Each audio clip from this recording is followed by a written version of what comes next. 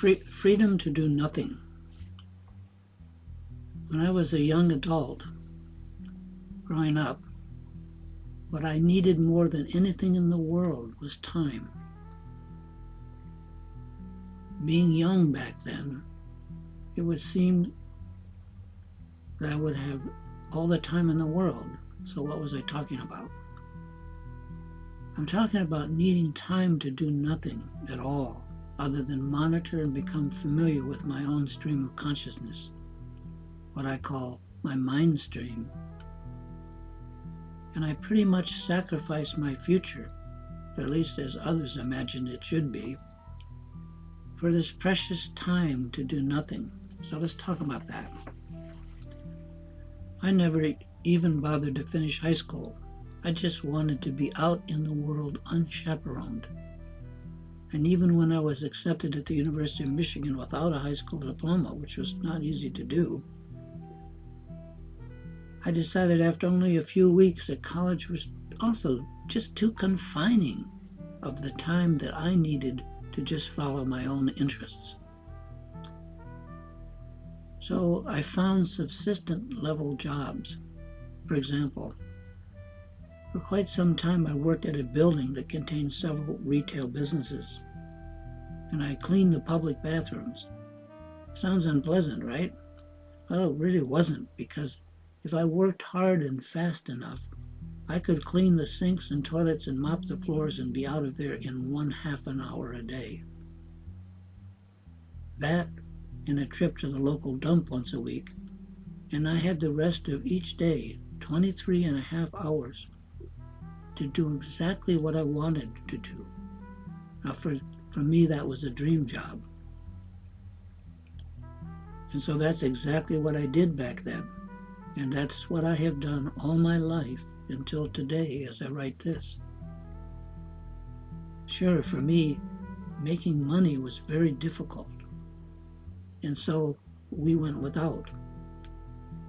However, that precious time to become familiar with my own mind stream and consciousness was my main interest. And it eventually turned into a career or two. With all that time to myself, I became steeped in my own consciousness, and I very gradually found that my own intuition, when carefully worked with for many years, held gifts that I could never have imagined. And from that intuition and familiarity with my mind stream, eventually I was able to intuit and build businesses that were tailored to my psyche and to my natural gifts. I work that I wanted to do anyway.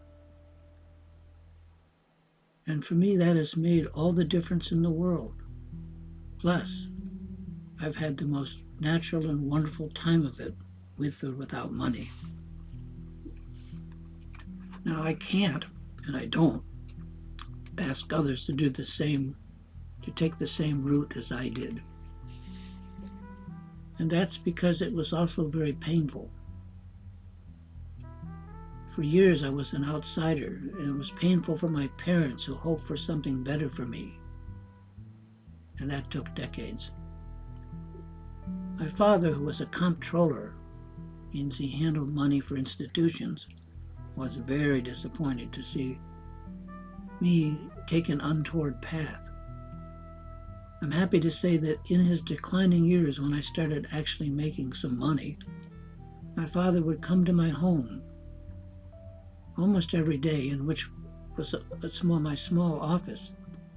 And in that little room, he had his own desk right next to mine, in this little tiny 10 by 11 foot room.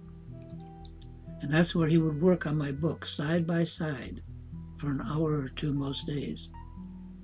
Not much was said, but a lot was understood. And so what I'm saying here, I confess, is something of a mixed message. On the one hand, my own path was difficult, lonely, and as you might imagine, fraught with worry.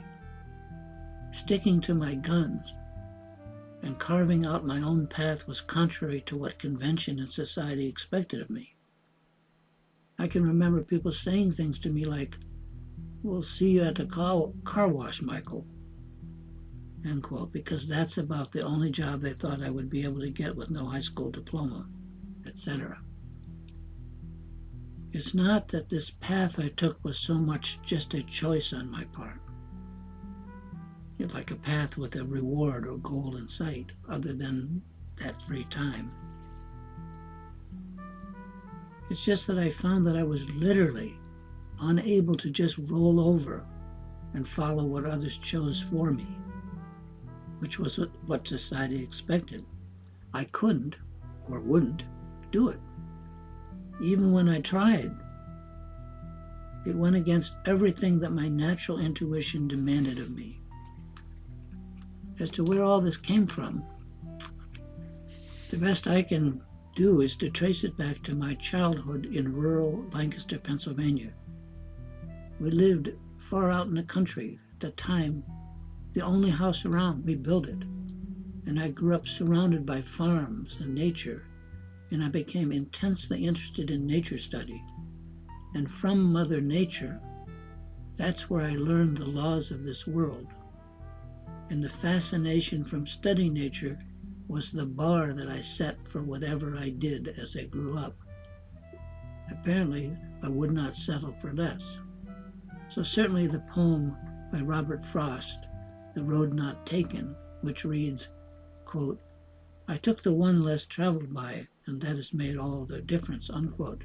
It makes perfect sense to me, yet traveling that road was difficult. After a long time and lots of work, I got lucky and I founded a number of businesses where I could follow my heart and also support my growing family. But I hesitate to recommend this approach to others, lest they doubt themselves and flounder. It's about a high wire act. Don't look down. I went through hell to follow what my heart showed me. At the same time, I'm sharing with you what has made my life what it is, and that without it, I would not have amounted to much, and certainly would not have been happy.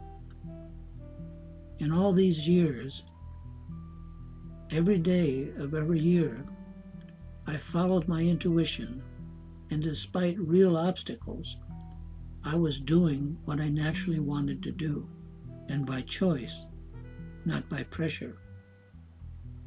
The Dharma teachings call the mind, that's the mind that each of us have, the wish-fulfilling gem.